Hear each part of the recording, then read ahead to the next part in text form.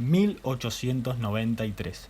La AFA, Asociación de Fútbol Argentino, varió mucho a lo largo de su historia.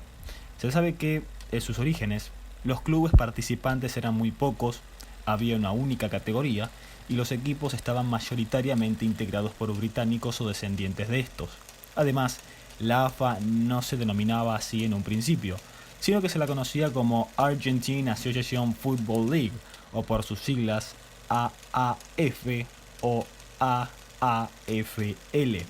Pero en este caso, y para no confundirnos con nada, la llamaremos AFA, como hoy se la conoce comúnmente. 1899.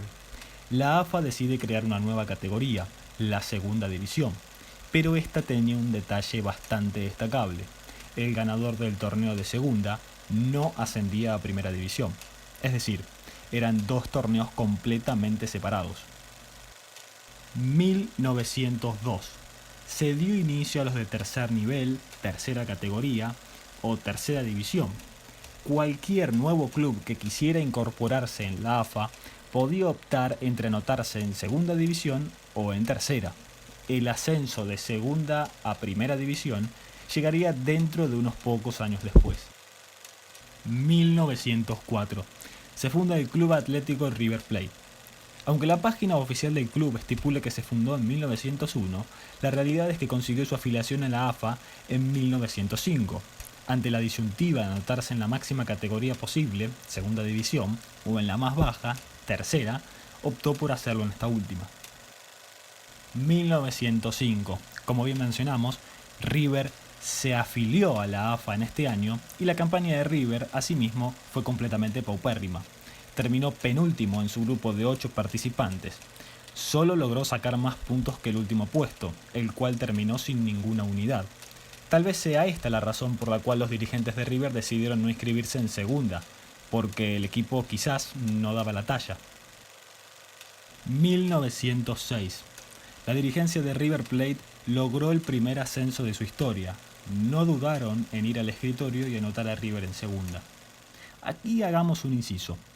Las reglas de aquel entonces, si bien permitían que un equipo decidiera si quería inscribirse en segunda o tercera división, no dejó exento a River de tener su primer escritoriazo, entre comillas, porque pese a haber terminado penúltimo en su zona, pasó de tercera división a segunda simplemente por una posibilidad reglamentaria.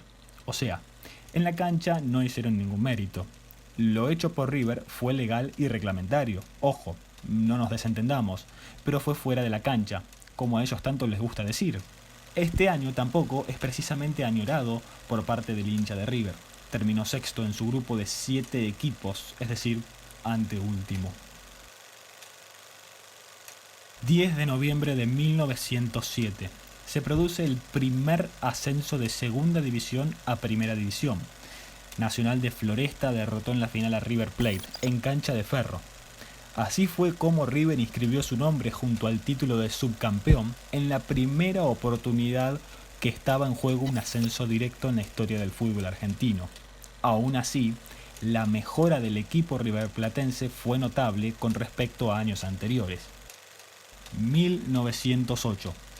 Boca logra su afiliación a la AFA y no dudó en anotarse en la máxima categoría posible, la segunda división. Además, llegó a una semifinal por el ascenso a primera división en su debut en el fútbol federado. Por el lado de River, curiosamente se reforzó con varios jugadores del equipo con el que había perdido el año anterior, pero logró su tan anhelado ascenso a primera división.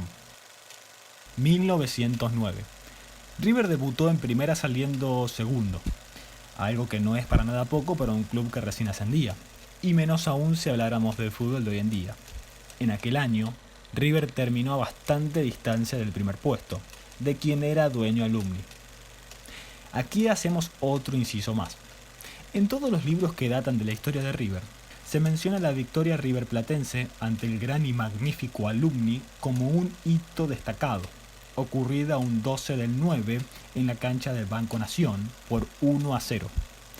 Un dato del caso: hubo 4 enfrentamientos entre estos dos equipos. Salvo ese 1-0, el resto de los partidos, es decir, los otros 3, los ganó todos Alumni.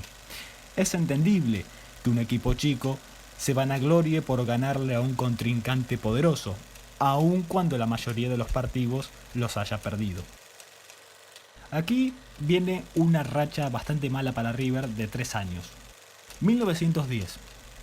Resultados flojos en primera división. Terminó séptimo sobre 9 equipos, a 5 puntos del último. 1911. Siguió arrastrando esos malos números. Terminó quinto sobre 9 equipos. 1912. La racha no frenaba con nada y terminó aún peor. Último sobre 6 equipos, o sea, sexto. Es en este año donde ocurre el hecho trascendental.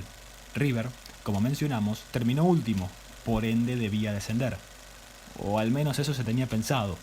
Pero ¿qué pasó? Al principio de esta cronología dijimos que la AFA fue variando durante mucho tiempo. Bueno, así fue.